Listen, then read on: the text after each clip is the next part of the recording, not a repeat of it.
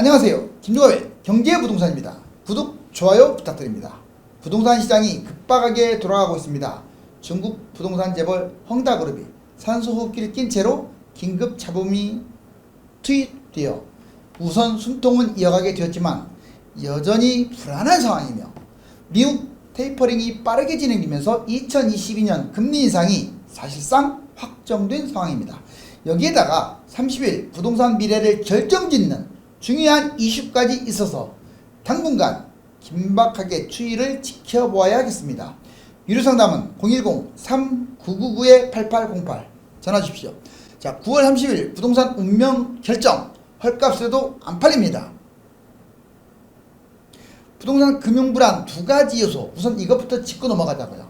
자, 이게 잘못했다가는 대세 하락의 하나의 요인이 될 수도 있어요. 먼저 빨라진 미 금리 인상 시기에 한국은행 추가 인상을 재촉하나 미국이 이런 식으로 나오게 되면요, 우리나라는 계속 금리 인상이 선행적으로 단행될 수밖에 없어요. 그 다음에 중국 헝다그룹 파산 방치해서 본보기 삼을 수도 있다. 충분히 중국은 그러고도 남아요. 자, 조선일보. 자, 부동산 금융 불안 두 가지가 뭐냐. 먼저 미 연방준비제도 FOMC 회의 테이퍼링 종료 내년 중반에 하겠다라고 했죠. 이것은 22년에 금리 인상을 하겠다라고 선언한 거나 다름없어요. 할 듯 말 듯 자꾸 왜 이렇게 말을 하냐면 주가가 충격을 받을까봐 완충작용을 하느라고 이렇게 거짓말들을 계속 하는 거예요. 자, 미 테이퍼링 금리 영향 원화가치 이렇게 두게 되면 원화가치는 하락하게 돼요. 계속 지금 달러 올라가고 있잖아요.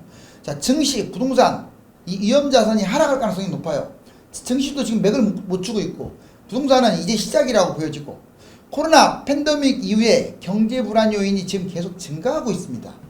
코로나 때문에 지금 돈을 워낙 많이 찍어냈는데 처음에는 돈의 가치가 추락한 건 맞아요. 근데 지금 그렇게 생각하면 안 돼요.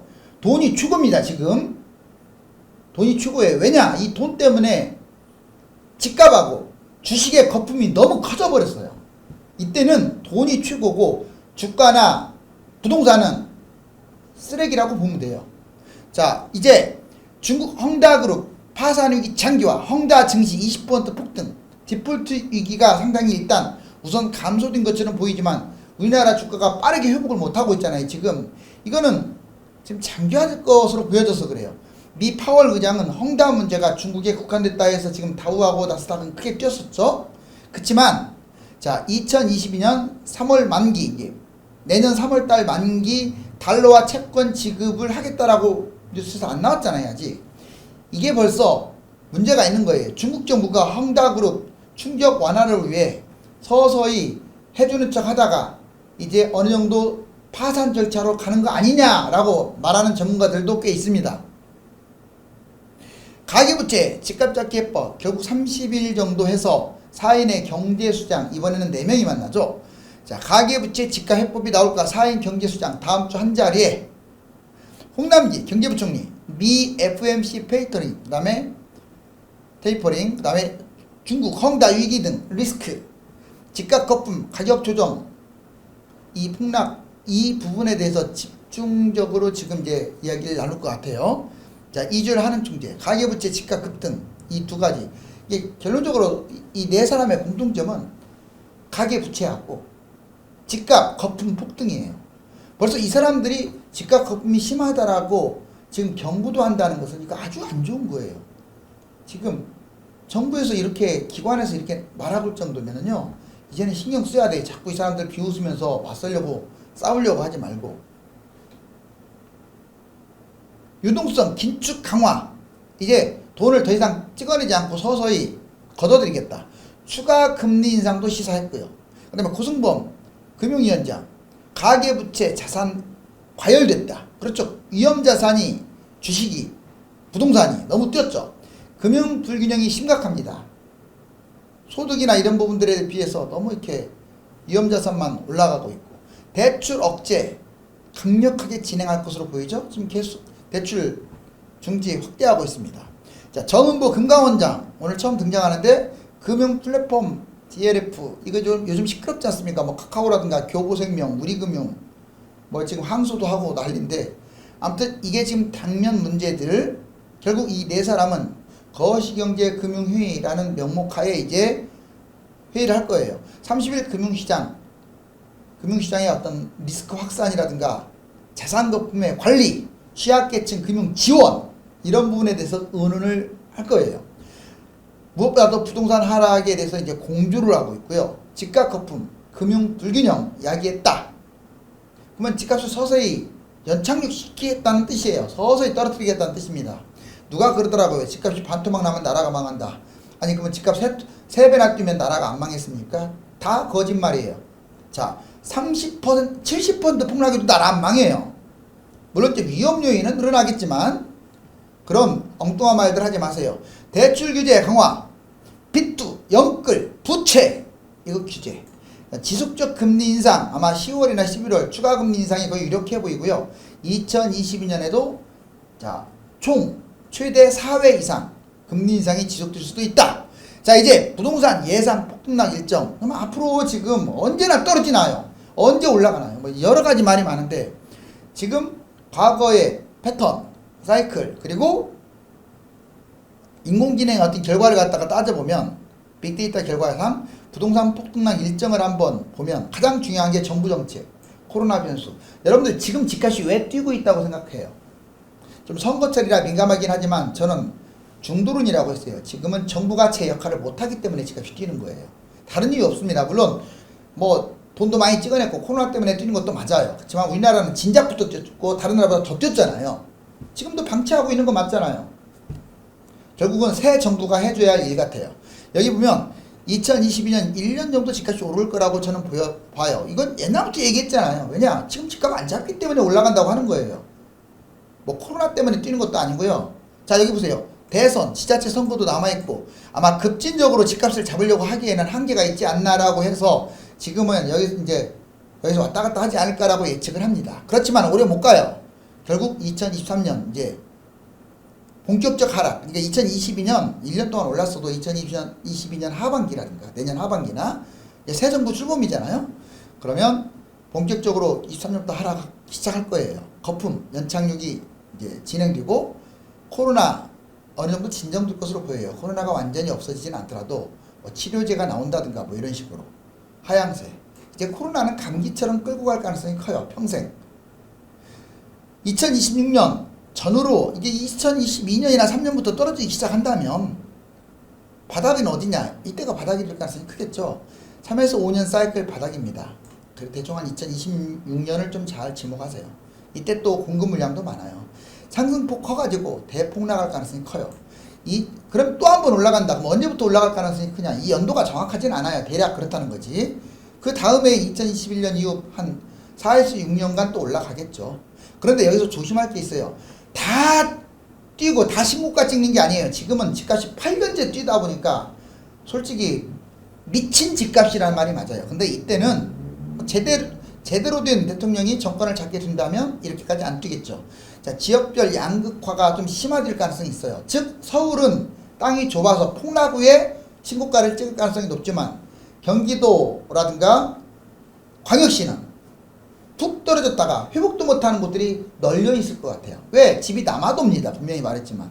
부동산 위험 요인. 그럼 누가 위험하냐? 단기적으로. 이제 폭락장만 놓고 보면 이게 위험해요.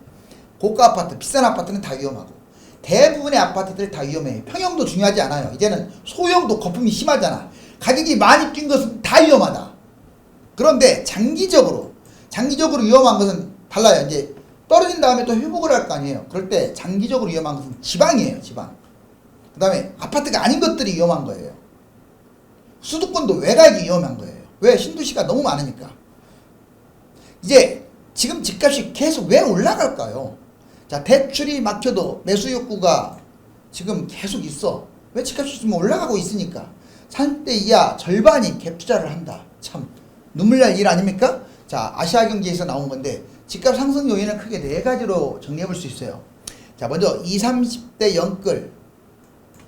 이게 집값을 1, 2년 동안 올렸다고 보시면 돼요. 물론 집값이 계속 올라가고 그걸 잡지 못한 정부 탓이 크겠지만 어찌됐거나 이 연끌 때문에 집값이 올라가고 있습니다. 대출을 활용해갖고 공황 매수를 하고 투자 목적이 더 많아요. 실거주 이제는 저리 갔어요. 자, 여기 보세요. 1월에서 7월까지 무려 41.9%나 증가했고 7월 달에는 44.8%로 2030의 그 비중이 최고치예요. 더군다나 2030의 이 특징이 뭐냐? 전세 끼고 투자하는 게 50% 이상, 반절 이상이 전세를 끼고 투자한다. 결국은 두 번째, 이제 2030 영끌, 요즘은 좀 영끌 함부로 못합니다. 이제 왜냐면 대출 중지도 많잖아요. 갭 투자는 근데 마음껏 할 수 있어요. 지금도 할 수 있어요. 세금만 내면 돼요. 자, 갭 투자 제한 없어요. 왜 이걸 안 잡는지 나는 미스터리예요. 왜 정부가 갭 투자를 제한하지 않는지, 아직도 배가 고픈지. 자, 10대 97%나 무려 갭 투자. 이거 보세요. 10대 97% 물론 본인들이 거기 가서 살 수도 없죠. 20대 71%가 갭 투자예요. 전세 끼고 투자. 이거 막아야죠. 투기하고 있잖아요. 30대 49%가 전세 끼고 투자. 아, 실거주도 안 하면서 왜 자꾸 전세 끼고 잡아? 40대 46%, 50대 45, 60대 40. 자, 전반적으로 47%, 반수 가까이가 전세 끼고 투자. 실거주하고는 전혀 상관없어. 특히 10대, 20대, 30대는 완전 투기한다고 보시면 돼요. 물론 뭐 불안하니까 잡을 확률이 크겠죠. 자, 외국인 투자도 이것도 심각한 문제예요. 주택 매입 역차별당하고 있어요. 우리나라 한국인으로서 오히려 역차별. 지금 빨리 뭐합니까? 국회 통과시켜가지고 외국인들 철저하게 감시해야지. 아직도 통과 안 했어요. 외국인 매입 5년간 91.7%나 증가했고요. 강남도 솔솔이 많이 지금 매입하고 있어요. 2021년 77,692만 가구를 갖다가 매수를 하고 있어요. 지금 서울 한 달 거래가 4,000건밖에 안 된다는 걸 감안했을 때 얼마나 많은지 알겠죠. 땅도 요 3년간 40%나 증가했어요. 이러다가 우리나라 땅이 중국 땅 될까봐 두려워요. 자, 그리고 비정상적인 정책. 차라리 이런 정책이 없으면 집값이 더 떨어질 텐데 쓸데없는 정책이 너무 많아요. 지금 지적을 해볼게요. 비정상적 정책으로 폭등했다. 자, 다주택 양도세 중과 때린 것 때문에 매물이 잠긴 거예요. 이건 제가 다주택자들을 위하는 게 아니에요. 그러면 중과세를 때릴 거라면 이 두 번째 보세요. 보유세를 세게 때려야죠. 더 세게 때려야죠. 보유세는 형편없으면서 양도세만 세게 때리라는 것은 당신 팔지 말아라. 우리 세금 걷을 테니까. 이 꼴밖에 안 돼요. 5억이 뛰었는데 4억이 세금인데 여러분 같으면 팔겠습니까? 자, 그 다음에 갭 투자 지속적으로 방관하고 있어요. 어떻게든 게 지금 여기 갭 투자 보세요. 2030이든 뭐 연령층 상관없이 전세 끼고 투기하고 있는데 지금도 가만히 있잖아요. 그래놓고 무슨 집값을 잡겠다고? 자, 청약, 특히 청약이라든가 청약에서 보면 임대 아파트를 왜 이렇게 많이 줘요? 주인 없는 임대를 막 계속 짓는 것은 집을 잡아야 할 사람들한테 기회를 박탈시키는 거예요. 특공을 왜 이렇게 많이 합니까? 일반인들은 보험이 돼가지고 불안하니까 집을 잡는 거예요. 가점제를 너무 많이 하다 보니까 자, 추첨제밖에 기대할 수 없는 사람들은 자꾸 집을 잡는 거예요. 지금 이것은요 비정상적 정책 때문에 뛰는 거예요. 자, 여기 보시면 수도권 광역시 대부분이 매도 타이밍, 자전거래 실태도 같이 보자고요. 이게 뭔 말이냐? 자, 서울부터 서울, 경기, 대구, 인천, 대전, 부산 지금 말한 곳들은 거품이 세계 최고라고 보시면 돼요. 자, 여기 보시면 주택 부담 지수가 거의 뭐 90%, 뭐 70%, 뭐 이 안짝 아닙니까 지금? 지금 뭐라고 써 있어요? 매도 타이밍이라고 써 있죠. 그렇다고 저는 당장 오늘 팔라고는 안 할게요. 왜? 현 정부에서는 왠지 1년은 뛸 것 같아요. 지금 떨어지지 않았잖아요. 지금 많이 폭등한 상태에서 약간 내려막기를 걷고 있는 거지. 다만 이제 거래량이 없는 아파트들은 매도를 미리 서둘러야 돼요. 괜히 뭐 제목만 보고 나서 집값 판 다음에 나를 원망하지 마세요. 저는 계속 파는 것은 조금 더 올라가니까 개인 상황이 여건에 맞춰서 팔으라고 했어요. 자, 이제 기타 도 단위들은 그렇게 많이 안 올랐기 때문에 아직도 매수 타이밍이라고 써놨죠. 주로 집값이 많이 뛴 수도권, 광역시가 매도 타이밍이에요. 여기 보면 실거래 위반 지금도 자전거래를 하고 있어요. 아주 여기 보세요. 야, 중개사가 있는데 이 중개사라는 사람이 있는데 그 딸한테 3억 1,500만 원에 거래 신고를 했다가 해제해버렸어요. 그런 다음에 곧바로 그냥 아들한테 이번에는 3억 5천만 원에 거래 신고를 했다가 해제했어요. 그러니까 사람들이 거래 신고가 되니까 막 자꾸 뭐라 그럴까 비싸지네 해갖고 착시 현상을 일으켜요. 그래서 일반인 보세요. 매수자 3.5억이 진짜 매수했어요. 3억밖에 안 되는 걸 3.5억에 매수를 했어요. 결국 실거래가가 자 올라갑니다. 이때 당시에 2.5억밖에 안 됐으니까 1억이 뛴 거죠. 결국 이 사람은 잡혔어요. 이런 게 지금도 많아요. 자전거리 없다고요? 지금도 상당히 많습니다. 자, 여기 보시면 이게 지금 0이야, 0. 2017년 문재인 정부 들어와서 집값이 이렇게 비쳤어요. 여러 가지 대책, 그래도 대책 나올 때는 좀 내려왔잖아. 근데 지금은 대책도 없어요. 2월 4일 이후에 대책 있습니까, 지금? 9월 달인데 아무것도 없잖아요. 그러니까 지금은 강력한 대책을 쓰게 되면 오히려 유주택자들의 반발을 가져오고, 그렇다고 안 쓰자니 무주택자들이 좀 그렇고, 그러니까 금리로 집값 잡으려고 하는 거예요.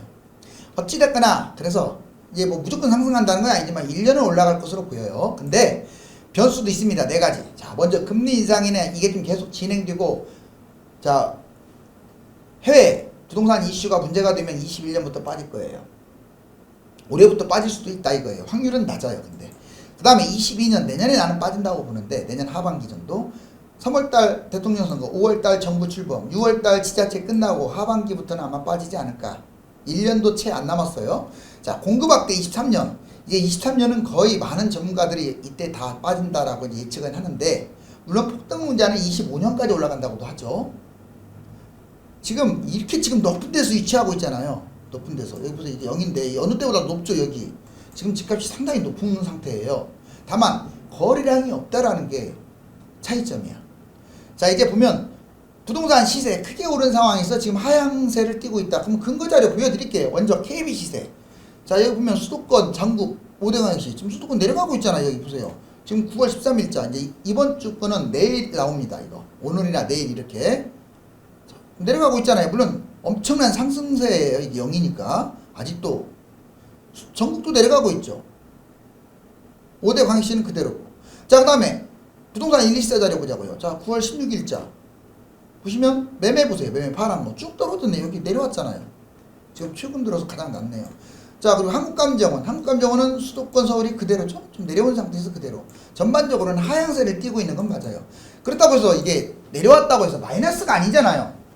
많이 뛰었던 게 좀 줄어들었다 이렇게 생각해야 돼요. 덜 뛴다. 하지만 이 흐름은 거래량이 뒷받침이 안 되기 때문에 언제든지 마이너스로 전환될 수 있다. 이걸 생각해야 돼요. 자, 이제 헝다그룹 집값 거품 얼마나 심하느냐면 중국 도시 고용 중에서 부동산 건설업이 인력들 고용 무려 18%나 차지합니다. 그리고 중국 경제의 부동산이 20% 이상을 차지하고 있어요. 18년까지밖에 안 되는데 지금은 거의 20% 수준. 자, 이거 보시면 알 수 있어요. 중국이 얼마나 거품이 심한지. 헝다그룹 사태는 단순히 이 회사가 문제가 아니라 중국 경제가 무너지고 그리고 중국 집값이 떨어지면, 왜냐하면 중국 집값이 올라갔을 때 우리나라 집값이 같이 뛰었기 때문에 하는 말이에요. 자, 영향 받습니다. 특히 우리나라 외국인 비중에서 60%가 중국인인데 여기가 떨어지면 우리나라가 팔아버릴 수도 있어요. 여기 보세요. 소득 대비 집값 배수. 자, 보니까 선전, 홍콩, 베이징, 상하이, 광주 다 지금 중국인데 소득 대비 다 46%에서 30%야. 홍콩만 비싼 게 아니죠. 자, 그 다음에 그 밑으로 파리, 싱가포르, 위넨 진짜 도시다운 도시들 보세요.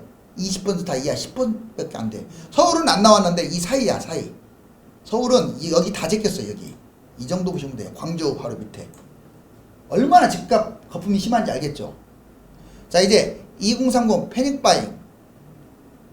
매입 1위, 갭투자 1위. 여기 실질적으로 근거가 나오네요. 36.9%가 자, 실질적으로 30대가 잡은 거고 40대 26.2, 50대. 자, 뒤로 갈수록 어때요? 젊은 층이 지금 매입을 많이 하고 있어요. 집값은 비싼데 젊은 층이 많이 매입한다. 이거는 영끌한다는 뜻이고, 갭 투자를 무리하게 한다는 뜻이고, 아니면 부모가 무리하게 자식들을 위해서 돈을 준다는 뜻이에요.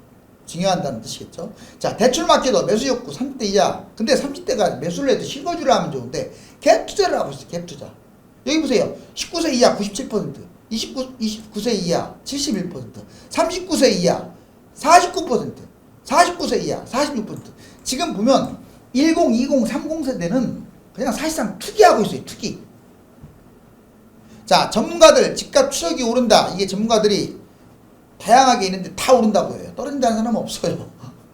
폭락론자들도 지금 올라간다고 해요. 왜? 정책이 없으니까.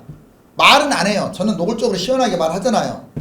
왜 집값이 뛰고 있다는 걸 제가 얘기하는데 이 사람들은 그런 말 안 합니다. 물론 하는 사람도 있어요. 자, 여기 보시면 다때 매물 풀려야 다 공통적으로 다주택 매물이 풀려야 시장이 안정됩니다. 매물 잠김 때문에 당분간 뛴다 이런 말이에요. 추석 이후에. 보면 해보세요. 다주택자 규제 완화해라. 자, 이 사람도 양도세 날 낮춰라 빨리. 매물 나오게. 양도세 빨리 조기 확정해라. 낮춰라. 지금 여기도 보면은 양도세 중과 이 사람만 양도세 얘기가 안 나왔고, 자, 이 사람도 보유세 및 양도세 이런 것들 적절히 조절해라. 다주택자 양도세 완화해라. 이 사람들이 다주택이라서 이런 말 하는 게 아니에요. 이렇게 뻔한 정말 ABC에서 유치원도 알만한 이 정책을 지금도 안 하고 있으니까 거래는 안 되는데 집값이 뛰고 있고, 그래서 무주택자들은 계속 골병드는 거예요. 물론 저는 이렇게 생각해요. 지금 얼마가 뛰든지 간에 하락장은 와요. 그렇지만 계속 스트레스 받는 기간이 길어지죠. 여기 집값 추석에도 오른다, 다 오른다라고 얘기하고 있어요. 지금 하나같이 사람들이 거론드리는 게 뭐예요? 7명 중에서 6명이 양도세 완화라고 하잖아요. 양도세 중과 완화. 저도 투기꾼들 싫어해요. 그런데 양도세 중과 완화하라고 저도 하잖아요. 자, 집값은 뛰는데 거래가 없다. 내놔도 안 팔린다. 자, 실제로 안 팔리는 것도 맞아요. 여기 보시면 3,505로 최종 확정된 건데 아파트 거래가 지금 사상 최저치로 떨어졌어요. 지금 광저우 지도 보면 광저우 지금 3,400만 원이 이제 1,700만 원. 이게 뭔 말이냐? 이만큼 빠졌다는 게 아니라 지금 빠지고 있는데 중국 아파트들이 계속 빠지고 있어요. 데드라인을 쳐놨어요. 자, 마이너스 50%까지 최고 50% 반토막까지 이 이하로는 팔지 말아라. 공산주의는 공산주의죠. 자, 그러니까 이 이하까지는 여기까지는 떨어뜨릴 수도 있다는 말이에요. 바꿔 말하면 반토막 지금 막 떨어지고 있는데 무섭죠. 근데 이하로 떨어지면 경제가 조금 이제 문제가 생기니까. 자, 보시면 대출 규제 집값 계속 지금 올라가는데 결국 이거 타고 가다가는 무리하게 연끌하거나 갭 투자하다가는 여기 보세요. 어떻게 됐어요? 꼬꾸라졌죠. 아직도 잡아야 할 부동산과 잡지 말아야 할 부동산으로 구분할 수는 있습니다. 그렇지만 집값 거품이 점점 커지고 있어서 잡아서는 안 될 부동산이 늘어나고 있기 때문에 지역과 아파트 선택에 신중해야 합니다. 매입을 하는 것은 신중해야 하지만 파는 것은 거래가 잘 된다는 조건으로 서둘러 싸게 팔 필요는 없습니다. 감사합니다.